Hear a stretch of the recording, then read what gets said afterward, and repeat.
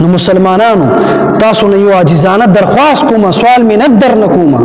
چې څومره خلک مو आवाज اوري، ټولو ته یو درخواست کوم د الله په ذات باندې قسم چې کله یو انسان د رسول الله مبارک علیه الصلاۃ والسلام سنت پرېږدي، دغه انسان ته الله رب العالمین د فرض کولو توفیق به هم نه ورکوي. چې کله یو انسان د رسول الله مبارک سنت پرېږدي او د رسول الله مبارک په سنت پسې مسخرې کوي، په ګیره په پګړي یا پنسه اوچتول، د رسول الله صلی الله علیه وسلم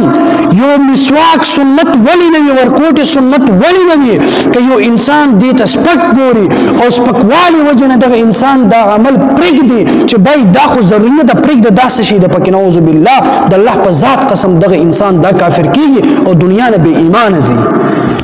ما او تا ته پته لګي چې ما او تا کله د خولې نه څنګه خبر وباسو. مولا تعلیم مونږ ته وایي بای دا سنت وکړې په مسجد کې د جمعې د لمونځ نه پس، مړه دا سنت د فرض مو وکړله، سنت پرېږده څه ضروري خو نه دی. بعضې خلک داسې خبرې کوي، تاسو به هم اورېدلې وي. خپل دنیا او آخرت مه تباه کوئ، د الله او د رسول الله صلی الله علیه وسلم په دغه دین پورې مسخرې او ټوخې به نه کوئ انشاءالله.